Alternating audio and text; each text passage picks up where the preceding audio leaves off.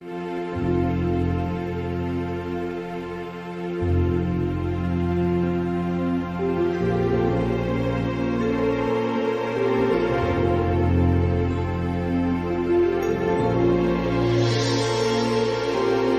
heart will be faithful, Lord. My heart will obey you, Lord, to walk in the way you will lead me.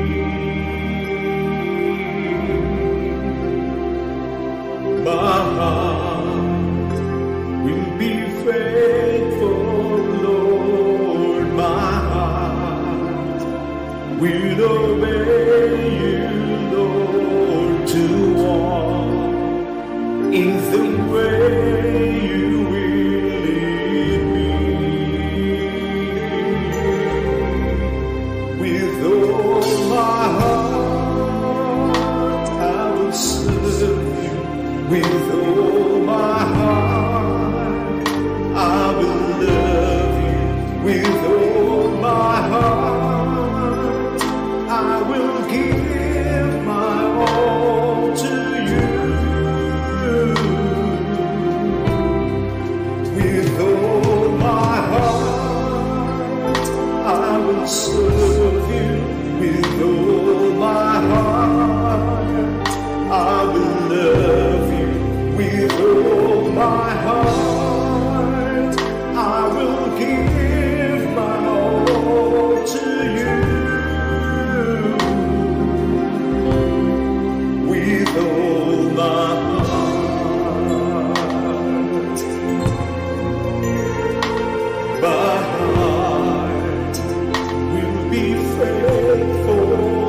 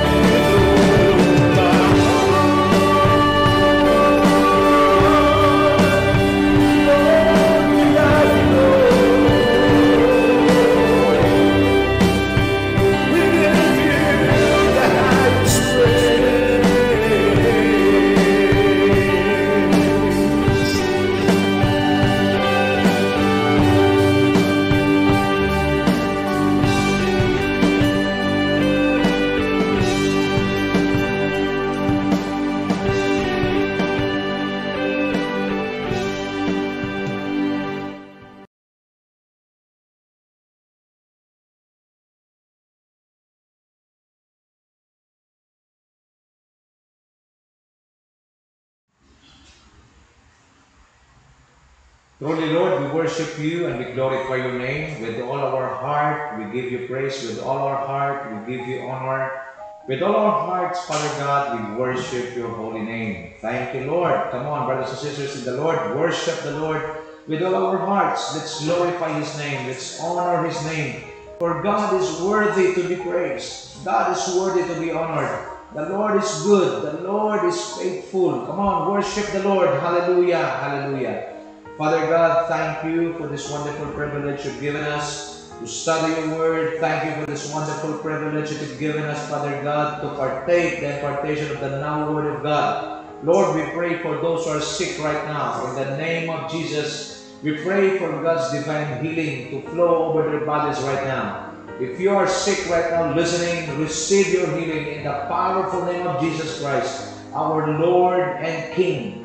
Father, we also pray for your divine provision to those who are in need right now in the name of Jesus. And Lord, we also pray for your peace, the joy, the power of God to flow mightily in our spirit. It will not just flow and fill us, but it will overflow in our lives. Let your peace flood our soul today. And Lord, as we study your word, speak to us in a very powerful way. We pray that your name will be enthroned, your name will be exalted. For this we pray in the almighty name of our Lord and Savior Jesus Christ. Once again, lift up your voice and begin to glorify the name of the Lord. Hallelujah, hallelujah, hallelujah. Thank you, Jesus. Thank you, Lord, for your goodness and faithfulness. This is our prayer in the powerful name of Jesus Christ, our Lord and King. Amen and amen and amen. Palakpakan natin ang Panginoon. Glory to God. Muli po, welcome po sa ating worship celebration. Welcome po sa Ambassadors for Christ Church International Worship Celebration. At kayo po ay aming binabati at welcome sa pangalan ng ating Panginoong Hesukristo. And our message today is entitled, 2024 is the year of an ever-increasing glory. Kami po ay naniniwala na ang Panginoon ay Diyos na progressive. Pag sinasabing progressive, He is a God of an increasing measure.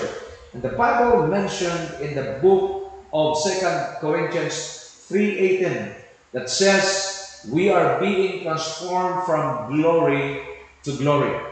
So starting 2024, okay, we are now in the midst of the middle of the year. With God, is simply securing the God factor over our lives. It is very, very important to secure natin ang God factor sa ating buhay. When you speak about the God factor, it simply means God has a free hand to intervene in all the affairs of our lives and to turn the table into our favor. Mahalaga po ito, mga kapatid, na ang kamay ng Diyos, ang pabor ng Diyos ay sumasa atin. Yes, marami hong kompetisyon at marami pong mga challenges sa buhay na ito. But if you possess the God factor, you possess the favor of God over your lives, then expect the intervention of the Lord. Expect that the hand of God can freely intervene in our lives if we possess this God factor. Now, mga kapatid, sa ating pagkapatuloy, nais ko pong ating linawin sa ating kaisipan at sa liwanag ng salita ng Diyos. The Bible says, your word is a lamp to my feet and a light to my path. At ang sabi ko sa Proverbs 3, 5, and 6 na dapat nating taglayin so that we will be able to experience the prophetic word, the reality of God's prophetic word, which says that 2024 is the year of an ever-increasing glory. In Proverbs 3, 5, and 6 it says, trust in the Lord with all your heart and lean not on your own understanding. In all your ways acknowledge Him, and He shall direct your paths. Mga kapatid, sa taong ito, dapat po nating malaman na ang una po nating i-develop, una po nating i-fortify, una po nating patibayan sa buhay natin ay ang ating pagtitiwala sa Diyos. When you speak about trusting God, we are not trusting because of what God can do. We trust the Lord because of who He is. Very important po yan, mga kapatid. Because marami hong mga tao lumalapit lamang sa Diyos dahil sila'y naniniwala at nananalig na mayroong gagawin ng Diyos sa kanilang buhay. But in reality, real and true understanding of God's Word that says, trust in the Lord with all your heart, is simply trusting of who God is, not of what God can do. There's a man of God na nag-share pa, ang sabi niya, the will of God or the heart of God is more important than the hands of God. Because when you speak about God's hand, it speaks of the manifestation of His power. It speaks of the manifestation of His miracles. But you know what? Power and miracles will stop, but the heart of the Lord is always compassionate to His people. Mahalaga ho na this time, habang tayo po ay tumatagal at lumalago sa ating paglilingkod sa Diyos, napakahalaga ang pagkaunawa natin, mga kapatid, na sinasamba natin ang Diyos, pinaglilingkuran natin ang Diyos, hindi dahil sa Kanyang magagawa sa ating buhay, hindi dahil sa Kanyang maipoprovide sa atin, bagkus naglilingkod tayo sa Panginoon dahil siya'y karapat-dapat paglingkuran, siya'y karapat-dapat na sambahin, at siya'y karapat-dapat na purihin. Ang ganitong pagkaunawa ay nagdadala sa atin sa isang malinaw na gabay o daan para sa lahat ng ating gagawin. Tayo po ay mapangunahan ng Diyos at tayo ay madala niya sa landasin na matuwid. Romans 8:28 says, and we know that in all things God's work for the good of those who love Him, who have been called according to His purpose. Everything na nangyayari sa buhay natin, alam ng Diyos. Ang sabi po ng Bible, okay, meron po isa na nangarap, ang sabi niya, God had finished you before He started you. So ang Diyos po, pag gumawa, pag kumilos mula po sa dulo, mula po sa katapusan, bago niya sisimulan. Ang tao pag gumawa, nagsisimula para mayroong matapos. Ano po ang ibig sabihin? Bago pa tayo ipanganak sa sanlibutan ito, ang plano ng Diyos, ang layunin ng Diyos sa buhay mo at sa buhay ko ay matagal nang tapos. Matagal nang pulidong tapos. Kung ano man ang ating pinagdadaanan, ano man ang ating ginagawa ngayon, ito po ay bahagi na lamang sa tapos ng plano ng Diyos sa buhay mo. And laging tandaan, a manufacturer, before the manufacturer put their logo in a product, they make sure that that product is workable, that product is functional, that product is in high quality. Laging tandaan, bago i-release ang produkto sa merkado, well-tested na yan, proven na yan, kaya kahit ano pang pagsubok, ano pang testing, at ano pang mga pangyayari sa produktong yan, ang produktong yan ay mananatiling quality, ang produktong yan ay magdi-deliver. Same thing with us. Bago ka pa ng Diyos inilagay at bago ka pa isinilang sa mundong ito, ang potensyal, abilidad, at ang iyong gift ay inilagay na ng Diyos sa buhay mo. Para ano? Sa pagdating mo sa mundong ito, yes, may pagsubok, yes, mayroong challenges, pero ikaw ay tested na ng Panginoon na lahat ng pagsubok, lahat ng challenges na kakaharapin mo ay iyong mapagtagumpayan. Bakit? Diyan ka at ganun ka ginawa ng Diyos. Kaya ang tawag po sa atin, we are not just conquerors, but we are more than conquerors. Amen? Purihin ang Panginoon. At habang tayo po ay dumadaan sa pagsubok, ang bawat pagsubok natin dinaranas, ito po ay bahagi ng plano ng Diyos, bahagi po ito ng layunin ng Diyos para moldehin, para i-purify, para i-refine ang ating karakter. For what purpose? Because God has a wonderful plan for your life. That is why God needs to purify our character. Because if the blessings is big, if the blessings is great, it requires a fortified, refined character.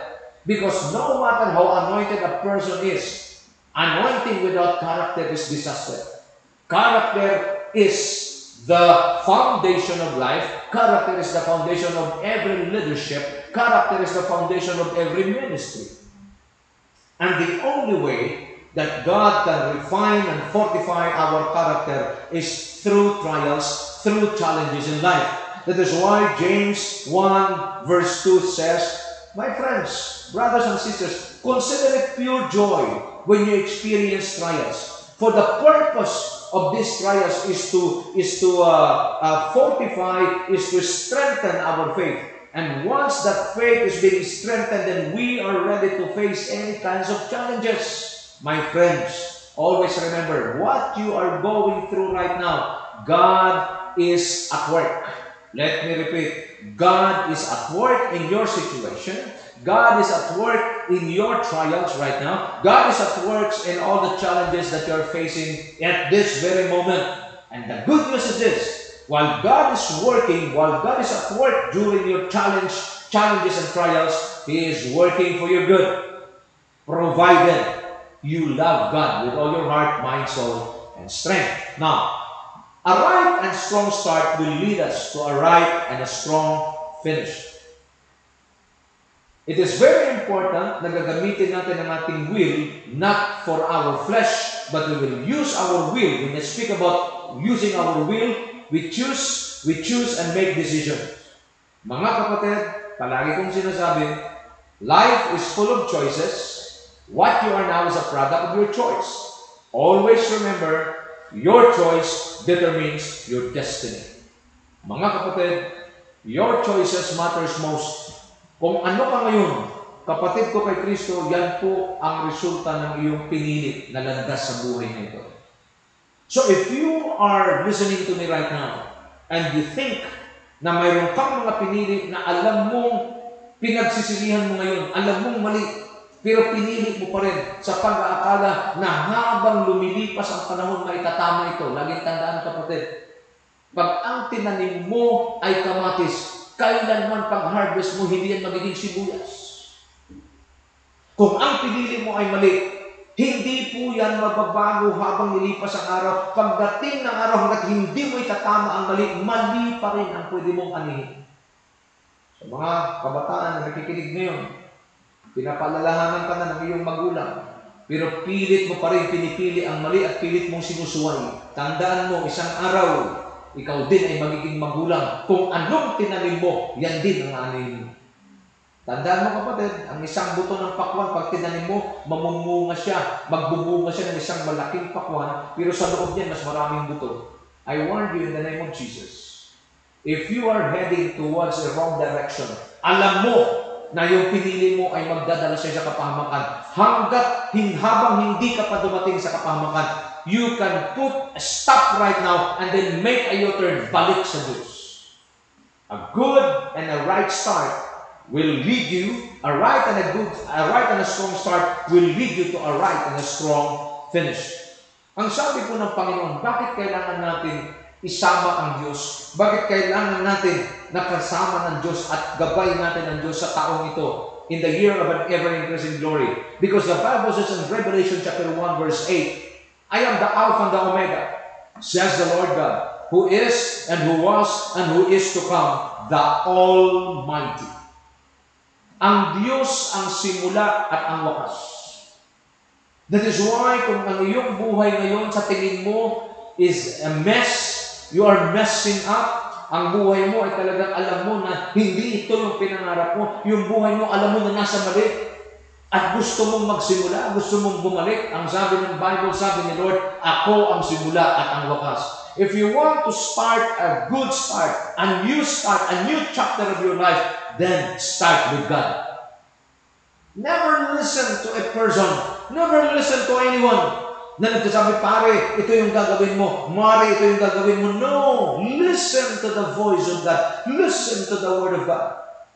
If you start with God, then you will finish with God. He is the Alpha. He is the Omega. Ang sabi sa Revelation 21 verse 6, He said to me, it is done. I am the Alpha and the Omega, the beginning and the end. God is the right starting point. Gusto mo ayusin ang buhay mo, kapatid? Gusto mo na matagumpay na buhay? Gusto mo ng isang buhay na pinagpala? Gusto mo ng isang buhay na malusog? Gusto mo ng isang buhay na punong-puno ng kapayapaan kahit sa gitna ng kaguluhan at bagyo? Ito yung buhay na kayang ibigay ng Diyos para sa iyo. But if you miss to start with God, you start with your religion, you start with someone, You start with the advices of other people. You are starting the wrong starting point. But the moment you start with God, you come to God, you acknowledge without God you can do nothing. You acknowledge that without God, nothing will going to happen. Then that's the beginning. Acknowledging that God is all you need in this life. Nakakalungkot to ang buhay dito sa lupa. Ang tao nakakalungkot ng kanyang pamamaraan. Alam niyo bakit? Susubukan niya muna lahat. At pag nasubukan niya na lahat at walang nangyari, tsaka palang lumalapit sa Diyos. Ang ginagawa niya, panghuli palagi ang Diyos. Ngayong araw na ito, pinadala ko ng Diyos sa inyong lahat para sabihin, unahin mo ang Diyos, ihuli mo ang pamamaraan ng tao. Mga kapatid, ang ginagawa natin, inuunan natin, ito magaling na doktor, ito magaling ito na advisor, magaling ito na psychiatrist. Hindi po ako laban sa mga tao ito because sila may ginagamit din ng Panginoon. Pero ngayong araw na ito, Jesus Himself says, I am the Alpha and the Omega. Siya ang simula at ang wakas. Hindi ka pwede magsimula sa tao kasi ang tao hindi naman siyang simula. Hindi ka pwede magsimula sa sistema kasi ang sistema hindi siyang simula. Ang tunay na simula at ang tunay na wakas, Diyos. Let's start right. And the right start begins with God. Because God is the right starting point. Now, ano ang dapat nating malaman patungkol sa Diyos? What we need to know, what God carries. In John chapter 1, verse 1 to 4, listen to me carefully. In the beginning was the Word, and the Word was with God, and the Word was God. He was with God in the beginning. Through Him, all things were made. Without Him, nothing was made that has been made. In Him was life. And that life was the light of all mankind. Ano po ang dapat nating malaman patungkol sa Diyos at anong dala-dala ng Diyos? Number one, He is the origin of all things. Siya ang simula ng lahat ng bagay, pati ating buhay. Ulitin ko, siya ang simula ng lahat ng bagay, pati ng ating buhay. Nagsimula tayong huminga, ang tao nagsimulang huminga nung inihinga ng Diyos ang espiritu ng buhay sa Kanya. So therefore, life begins with God. Palagi kong sinasabi, God is life, and life is in God. Without God, life is useless. Listen to me carefully. Life is in God, and God is life. Without God, life is useless. Ito ang dahilan kung bakit maraming tao dito sa mundo naghahanap na naghahanap. Ang sasabihin ng iba, ako pag nagkaroon ako ng bagay na ganito, nagkaroon ako ng bahay, nagkaroon ako ng kotse, nagkaroon ako ng mga material na ito, satisfied na ako. Only to find out, nung makuha nila ang kanilang pangarap, wala rin pong satisfaction. Naghahanap na naman ng panibago. Wala ka na po muna. Example yung phone. Una naman, 30 to 10, 33, 10. Ano nangyari? Ngayon, ano na? Mayroon ng iPhone, mayroon ng Android. Ano nangyari? Ang mundo kasi, pinapakita sa atin, walang kasiyahan. Sa mundong ito, walang kakontentuhan. Kung gusto mong makontento, gusto mong magkaroon ng kasiyahan, hanapin mo ang tunay na source. And there is no other source in this life, and there is no other origin of all things than God. Only God. Maliban ng isang tao, bumalik sa Diyos at hanapin ang Diyos at magsimula sa Diyos, walang kabuluhan ang anumang klaseng buhay. Mayaman man sa tingin ng mundo, mahirap man sa tingin ng mundo, whatever it is, pag ito'y hindi nakaugat at nagsimula sa Diyos, walang kabuluhan. Pangalawang dapat natin malaman, He is the creator of all things. Siya ang manlilikha ng lahat ng bagay. Ang sabi, all things were made through Him. Without Him, nothing was made that has been made. Siya ang creator. At ang sabi ng Ecclesiastes 12:1, remember your creator in the days of your youth. Watch me now. Our lives belongs to God.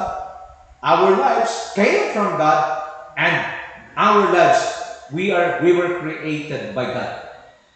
Hindi po ang isang tao nag-exist dahil gusto niyang mag-exist. Ang dahilan kung bakit buhay ka ngayon at buhay ako ngayon dahil hinayaan at pinili ng Diyos at binigyan ka at pinahiram ka ng isang buhay galing sa Diyos.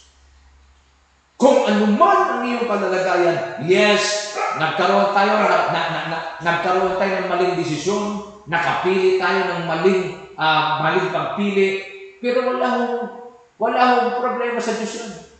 Kung willing ka na i-acknowledge at willing ka na magbalik loob sa Panginoon, kayong mga nakikinig ngayon, if you are willing to return to God, God is more than willing to take you. If you are willing to change, God is more than willing to change you. Say it, name it. But we need to understand, we have a Creator and He is our Creator. We are His creations. At kailanman walang ipagmamalaki ang creation sa kanyang Creator. Ito ang problema ni Lucifer na naging Satanas. Why? Because gusto niyang pantayan ang Creator. There is only one God and there is only one Creator. At wala nang kapantay ang Diyos na sinasamba natin. And the devil, Lucifer, is trying to make himself equal with God. So what happened? The Lord, rejected him. Nakinig niyo mabuti, mga kapatid. Always remember your Creator. Kasi pag alam natin, naintindihan natin, meron tayong Creator, hindi natin ipipilit ang gusto natin. Palagi natin i-consider, mayroon akong gagawin, mayroon akong pinaplano, mayroon akong implement, teka lang. Ayaw ka Creator, kailangan ko munang magtanong, kailangan ko munang sangguniin. Kaya nasabi kanina, in all your ways, acknowledge Him. Pastor, napakadali na lang yung pagdesisyonan ko eh. Kaya ako na lang, kaya ko na yan. Yan ang akala mo. Maraming namamatay at napapahamak sa maling akala. Yes, kahit alam mo na. Yes, kahit alam mo na gagawin. Kabisado mo na. Kahit kabisado mo na, i-acknowledge mo pa rin siya. Bakit? Para lahat ng gagawin mo ay maitatama ng Diyos. Because alam na kahit gaano maganda ang plano ng isang tao. Pag hindi ito sinasamahan ng Diyos, pwede pa rin ito isabotahin ng demonyo. Ulitin ko. Gaano man kaganda ang preparasyon ng isang tao, gaano man kaganda ang kanyang plano, gaano man kaganda ang kanyang motibo, pag itong plano nito ay hindi niya isinasangguni sa kanyang Creator at hindi siya nasamahan ng Diyos, pwede pa rin ito, ang planong magandang ito ay pwede pa rin masabotahin ng demonyo. At ito ang nagaganap sa karamihan sa ngayon. Number 3, we need to know what God carries. Number 3, He is the source of all things. Walang nalikha hindi sa pamamagitan niya. Lahat nagmumula sa Kanya. Watch me now. Kaya walang ipagmamalaki ang sino man sa atin. Kaya wala tayong dahilan para i-down ng iba. Wala tayong dahilan para palabasin ang sarili natin na mas magaling sa iba. Wala. Kasi isa lang ang source, Diyos. Kung mayroon mga parangalan sa buhay mo, dapat Diyos. Mayroon mang pag-aalayan ka ng iyong nangangarap tayo para sa ating kapwa. Kaya ko ito ginagawa para sa aking pamilya. Kaya ko ito ginagawa para sa aking kapwa. Kaya ko ito ginagawa para matupad ang aking pangarap. Stop that! Kaya mo ito ginagawa, kaya ka nagsikap, kaya mo ito ginagawa para bigyan ng karangalan, kapurihan at kaluwalhatian ng Diyos. Period! It's not that for people. Why? Kasi yung pag-aalayan mo, pag siya may natatanggap sa iyo, masaya yan. Pero pag wala ka na naialay dyan, tapos ka. Sa Diyos, may maaalay ka o wala, hanggat mahal mo siya, sapat na sa Kanya. My friends, sino ba ang inspiration mo at source ng lakas mo para magpatuloy at mabuhay sa mundo nito? Gusto ko yung tanong ng isang kape na advertisement. Para kanino ka gumigising? Palalimin ko ang tanong. Para kanino ka nabubuhay? Alam mo ba ang cause? Alam mo ba ang dahilan ba't buhay ka ngayon? Pangalawang tanong ko sa iyo, para kanino yan? Because if you will keep on working hard and you keep on earning money just for yourself. Sabi ni Pablo, si Pablo may sabi, 1 Corinthians 15:19, Kung ang pag-asa mo kay Kristo sa Diyos ay para sa mundong ito lamang, ikaw na ang pinakakawawang taong nabuhay sa balat ng lupa. Why? Because investing on earth, investing in this life, in this world, is simply investing for nothing. Bakit naman, Pastor? Because lahat ng investment mo sa lupa mauuwi sa wala pag ikaw ay mamamatay na. Wala pa akong nakitang namatay na ibinaon kasama ang kanyang mansyon. Napakalaki ng kanyang mansyon, hektarya, pero pag nung siya mamatay, kailangan lang ng ilang kwadratong lupa. Investing in this world is simply investing for nothing. But the moment you invest in God, the moment you know that He's the origin of all things, you know that He's your creator, you know that He's your source. Bawat galaw mo, bawat sasabihin mo, bawat isipin mo, nagbibigay ka ng kaluwalhatian, karangalan, higit sa lahat, kaluguran sa Diyos na may likha ng langit at lupa at Diyos na pinagmulan ng iyong buhay, Diyos na siyang nagiging simula ng lahat. Mga kapatid, kung ikaw'y tatanungin, para kanino ka gumigising, para kanino ka nabubuhay, with boldness, with clarity, and with confidence, kaya mong sagutin, nabubuhay ako at gumigising tuwing umaga para sa aking Creator, para sa Diyos na nagligtas sa akin mula sa dagat-dagatang apoy ng impyerno at ako'y dinala doon sa kaharian niya sa langit at mabubuhay magpakailanman kasama siya. Palakpakan natin ang Panginoon. Glory to God. Number 4. He is the light of all mankind. The Bible says, in Him was life, and the life was the light of all mankind. Ang mundo po'y padilim na ng padilim. Pag sinasabi ko pong madilim, hindi po yung literal na kadaliman ang tinutukoy ko. But when you see, when you look at your surroundings, makikita mo padilim na ng padilim. Ang alin? Ang moralidad ng mundo. Dalawa lang ang nilikha ng Diyos. And I'm bold enough to declare this. God created them male and female. Genesis 1:26-27. Aside from male and female, wala nang ibang nilikha ang Diyos. Kung mayroong mga usbong, hindi galing sa Diyos yan. But because the world is getting darker, darkness ang bumabalot sa sanlibutan. Anything na nagbabiolate ng salita ng Diyos leads to darkness. At yan, ang nangyayari sa ngayon. Moralidad, bagsak. Madilim. Ano pa? Maging ang pagkaunawa patungkol sa Diyos, nababalutan din ng kadiliman. But the moment you begin to search the Scripture, the moment you begin to search the Word of God, the Bible says, your Word is a lamp to my feet and a light to my path. Pag sinimulan mo sa salita ng Diyos, unti-unti yung kadiliman ng ating kaisipan, ng ating pagkaunawa, ay unti-unting niliwanagan ng Diyos hanggang isang araw napakaliwanag ng ating pag-iisip, napakaliwanag ng ating pananalita, napakaliwanag ng ating pananaw, at kailanman wala tayong aatrasan na laban. Bakit? Kasi ang merong ibinigay ng Diyos sa atin ay buhay na walang hanggan. Pag sinasabing buhay na walang hanggan, indestructible life. Pag sabing indestructible life, isang buhay na hindi kayang sirain, na anumang problema, karamdaman, sabihin mo na kung ano, hindi nito kayang sirain ang buhay nito sapagkat ito'y buhay na galing sa Diyos at anumang laban, wala tayong aatrasan, wala tayong susukuan, sa Diyos lang tayo susuko, pero sa problema natin, anumang pagsubok, wala tayong susukuan. Bakit? Tayo'y pinanganak na higit sa mananagumpay. Dahil sa buhay na walang hanggan, sa buhay na hindi nasisira na inilagay ng Diyos sa atin. Amen? Palakpakan natin ang Diyos. Glory to God. My friends, sa araw na ito, if you want to experience this year, 2024, the year of an ever-increasing glory, you need to desire.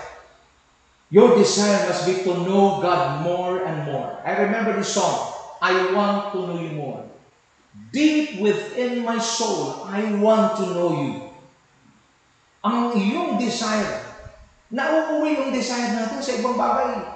Ulitin ko, any desires, aside from Jesus, if you desire for something or anything, it is not from God. Linawin muna natin. I have nothing against the things of this world. These blessings, wala ho akong laban dyan. Pero clear na clear sa atin dapat. Na ano? Clear na clear sa atin, higit sa yaman ng mundong ito, higit sa sino mang tao, higit sa anumang may operang sa libutan ito, hindi natin ipagpapalit si Kristo. Yan ang dapat at yan ang katotohanan. Pagpipilitin natin na pagsabayin ang dalawa, ang Diyos at ang kayamanan, abay napakalaking problema yan.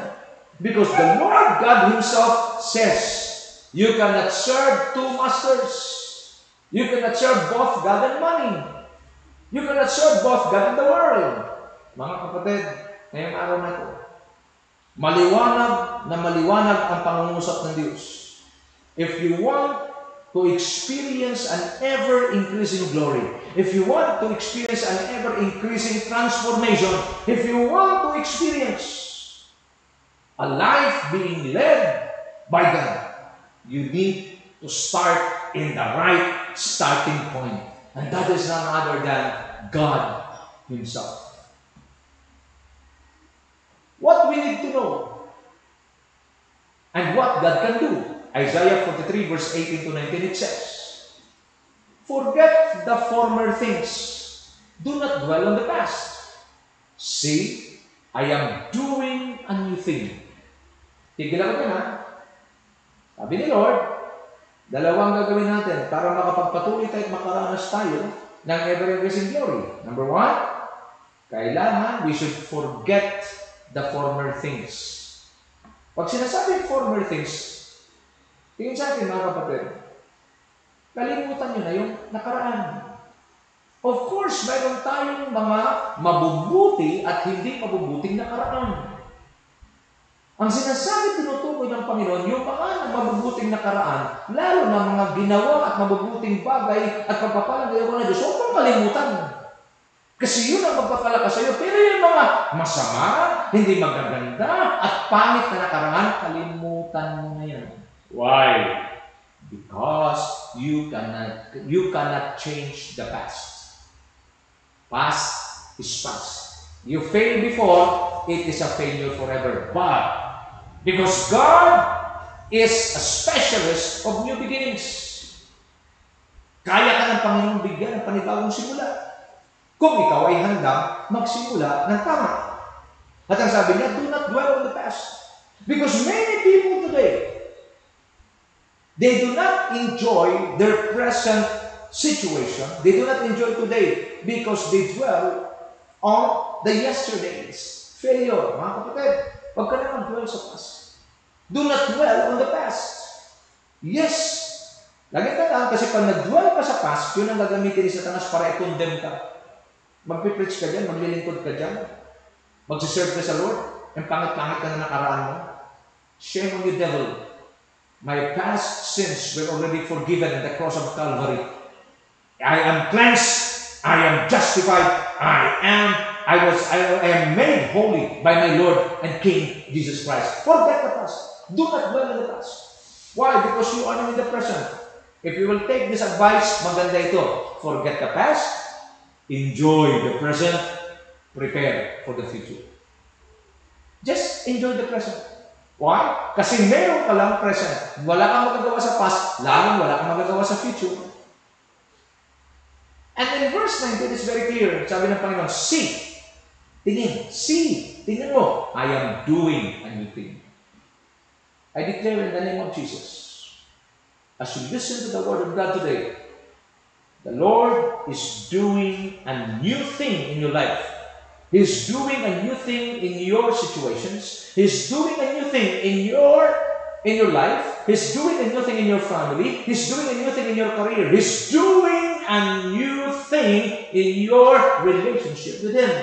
Maybe you are already, you experience coldness in your heart. That fire for God is no longer exists.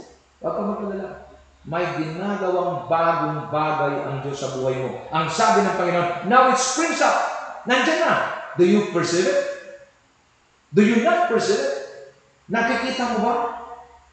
Nakikita mo ba? Ito. Kaya nga ho, kailangan natin makarinig ng mga itong mensahe para magbibigay sa atin. Kung baka ang mensahe ito ay para kalabit sa iyo. Ang mensahe ito ay paalala sa iyo. Kinakalabit ka ng Diyos. Anak, huwag ka na mag-dwell sa past. Anak, kalimutan mo na yung past. Bakit? May ginagawa nga akong bago. Ang Diyos hindi po tumitingin sa nakaraan mo. Ikaw lang ang palagi nag-iisip na nakaraan mo. Pero si Lord, He is not a God of the past. He is a God of the present. He is not a God of the dead. He is a living God. Si Lord, hindi nag-dwell sa past. Tingnan nyo. I will justify to you. I will justify yung statement na yan. Kasi kung si Lord nag-dwell sa past, wala nang buhay ngayon. Bakit? Kasi yung mga past natin, horrible. Yung mga past natin, sinful. Kung mag-dwell si Lord doon, ang sabi ng Bible, the wages of sin is death, patay tayo na. But, God doesn't dwell in the past. Hindi niya na tinitingnan yung kapalpakan natin, yung kasalanan natin before. Ang tinitingnan niya, yung tao na willing magbago ngayon. Ulitin ko, if you are willing to change, God is more than willing to change you. Di siya nakatingin sa past mo. Pasok ka, dumi kasi ng nakaraan ko. Si Mary Magdalene, sama ng past niya. Bukod sa kanyang pagiging prostitute, siya ay mayroon pang 7 demonyo sa kanyang katawan. Pinalayas ng Diyos, pinatawad yung kanyang pagiging prostitute, diniliver siya sa 7 demonyo, at sino ang unang babaeng na nakita kay Kristo sa muling pagkabuhay? Mary Magdalene. Nga, God can turn broken pieces into a wonderful masterpiece. If that statement bless you, then you are the man, you are the woman who is a recipient of that declaration. I am making way in the wilderness and streams in the wasteland. My friends, pag sinasabi ng wilderness, masukal, hindi pwedeng daanan. Isang daan, ang sabi when I researched the word wilderness, it is a place where no human being lives. It is a place that is not suitable for a human being to dwell. Masukal. It is a place where venomous snakes, wild animals live. But my friends, I want to tell you this. The Lord is making a way in the wilderness. Wilderness is a very dangerous place. Maybe you are in a dangerous position right now. Maybe you're suffering right now, but I want to tell you, the Lord is making a way for you to be delivered. The Lord is making a way for you to escape. The Lord is making a way for you to get out from that dangerous situation. God is making a way for you. He can make a way where there seems to be no way. He works in ways we cannot see. While you are listening to this message right now, God is already moving. God is at work to deliver you. At anong sabi niya? In streams in the wasteland. Desierto. Sa desierto, walang katubig-tubig. Pero ang sabi ng Panginoon, He will make rivers in the desert. Pastor, pag titingnan mo, parang napakahirap at napaka-imposible.